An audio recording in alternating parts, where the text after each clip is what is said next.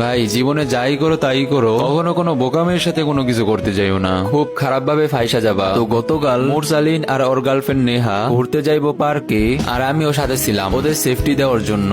এখন ভাই কিছুক্ষণ ঘোরাঘুরি করার পর তিনজনে এক জায়গায় বসলাম গল্প করার জন্য। তো কিছুক্ষণ গল্প করার পর ওর গার্লফ্রেন্ড নেহা ওরে বলে, দেখো আমাদের সম্পর্কে তো এখন 6 মাস আর 1 সপ্তাহ পর তো আমাদের বিয়ে, এখনো পর্যন্ত তুমি আমার কোনো টাচও করো নাই, তুমি চাইলে আমাকে জড়ায় ধরতে পারো। আর তখনই মুরসালিন বলে, এতদিন স্পর্শ করি নাই আর এখনো করব না, 1 সপ্তাহ পর বিয়ে, যা হবে বিয়ের পর। আর একটা কথা শোনো, আমি আর সব ছেলেদের মতো না, আমি তোমার দেহের পাগল না, আমি তোমাকে মন থেকে ভালোবাসি। আর এই কথাটা আমার এত ভালো লাগছে, আপাইরা বন্ধুরে জড়ায় ধরলাম আর বললাম, বন্ধু আমি জানতাম তুই আর সব ছেলেদের মতো না, আর এই কারণেই তো তোরে আমার বন্ধু বানাইছি, এমন বন্ধু আমি আরো হাজারটা চাই। আর তারপর নেহা বলে, আমি জানতাম শোনা তুমি আমার দেহের পাগল না, আমাকে মন থেকে ভালোবাসো, আর তাই তো দেহ আমি সাইমকে দিলেও মন শুধু তোমাকেই দিছি।